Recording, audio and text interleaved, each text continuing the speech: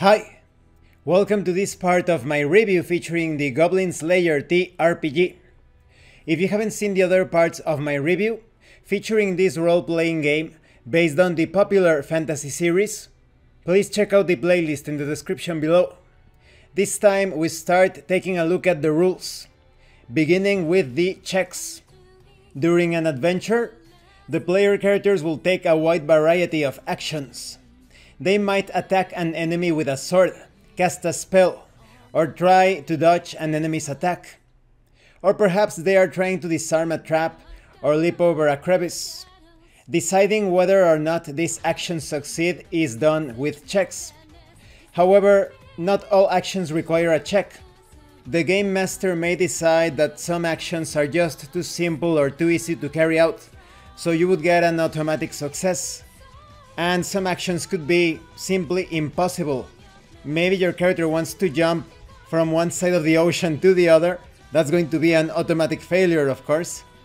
You need to follow a 5-step process to resolve checks. First, the player character declares an action. That is, you want to perhaps look around the corner. Maybe you try to jump over a pit or a chasm. Maybe you want to search under some furniture or inside a chest. Then the game master will determine the sort of check that you need to carry out. Like I said, it could be an automatic success. But in most cases, where something is challenging or there is risk involved, then the game master decides which basic score, class, and skills are going to be used in that check. So for example, maybe you want to decipher a scroll. Then you would add your basic score of intelligence focus.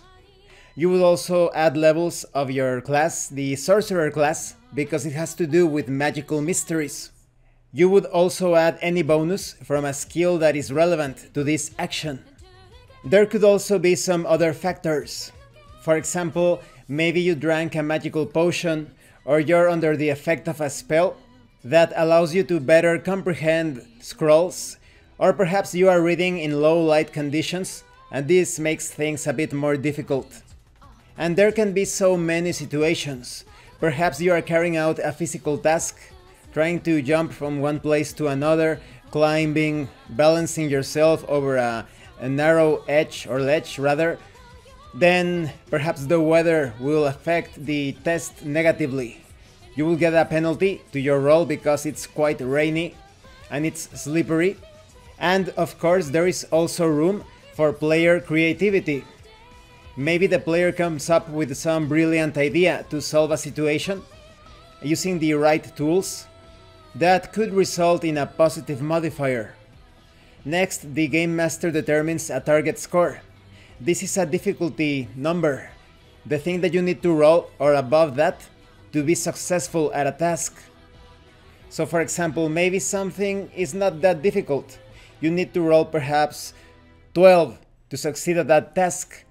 Then if you roll 12 or above, it's a success. But maybe it is somewhat difficult. You need to roll 18 or more. So in order for the player to perform the check, he or she rolls a couple of 6-sided dice, adding the basic score, the class level, and the skill to that final result. So maybe you needed to roll a 15. You roll a couple of 6-sided dice and you only obtain 10. But adding your basic score plus your class level plus your skill or any other modifier, and perhaps you roll 17 in total because of that. That is the result of the dice with the modifiers. So the check is a success. The game master would apply the score that you rolled to see if something else happens. In some checks, it is important to consider how much you rolled above what was needed, because there could be some added benefits. For example, in combat, you would deal extra damage. In some cases, like for example, comparing check scores in a competitive sort of role, you also need to determine the total scores to see if you beat the score of your target, of your adversary. For example, maybe you want to sneak by or sneak through an area and someone is a guard or a sentry. You would have an opposed contest with each character making a roll and comparing the results to see who won that contested check. And when it comes to who has the advantage, the passive character usually has the advantage. That is, if you tie, the one who did not initiate the action gets the upper hand. And there are other factors to consider, for example, critical successes and critical failures. If you get a 12 in total, that is, if you roll 2 sixes, it's a critical success, and it's going to bring many good things to that particular test. Like I said, in combat, it's going to result in a more lethal blow. In the case of a test, perhaps you accomplish things faster, more efficiently, or much better than expected. But if you roll 2 ones, that is a total of 2, then it's going to be a failure. Something really bad is going to happen depending on the context.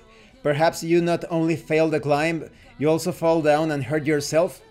Or maybe when you are trying to seduce someone, not only did you fail to impress that person, now that person thinks you are really annoying. So it all depends on the situation.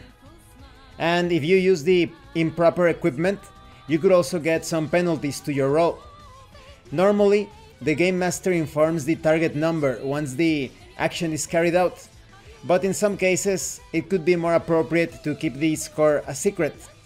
For example, like I said, maybe you are sneaking through some area, maybe you want to keep the results as secret information, so that way the player character thinks that he or she manages to sneak through an area, but the guard pretended not to notice that character and is actually hurrying up ahead to prepare an ambush.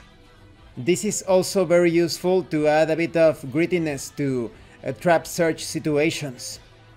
Perhaps the player character makes the roll, you do not tell the player if he or she succeeded, and when they try to open that door, to walk through that corridor, to open the chest, then they suffer a surprise, an unexpected, unpleasant surprise when triggering the trap. Another interesting detail is that you can reduce the effectiveness of your check if you wish it to be so. For example, in combat, if you don't want to completely annihilate your enemy, if you perhaps want to hurt that enemy enough so that you can capture that enemy alive as a prisoner, you can actually reduce the effectiveness of your roll. Maybe you didn't want to roll 20 in total with the additional scores. Maybe you want to reduce that to 15. It is all up to you. And this concludes this part of the review. In the next part, I am going to give you some examples on how you can adjudicate the basic ability scores to different checks, how to carry out different tasks, along with the modifiers related to class and to skills. It is quite clear that this system is very easy to understand, and you can also adjudicate several basic ability scores depending on the situation. That is, a single situation could have more than one particular basic ability score applied to it.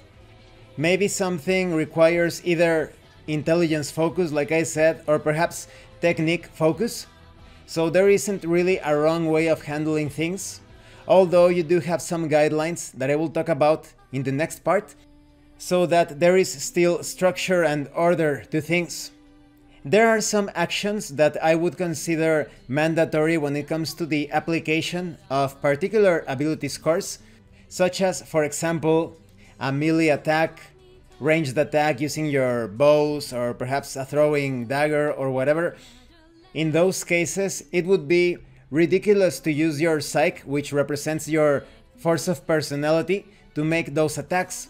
They are more related to technique. But besides that, everything is very easy to understand. You even have a flowchart so that you do not have doubts as to how the 5-step process to resolve checks proceeds.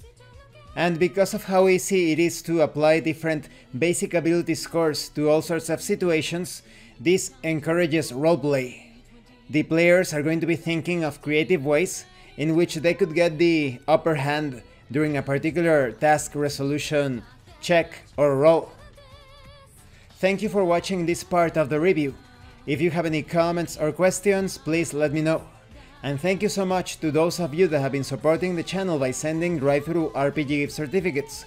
If anyone else wants to further support the channel, the information on how to do that will be in the description below. Once again, thank you, and see you later.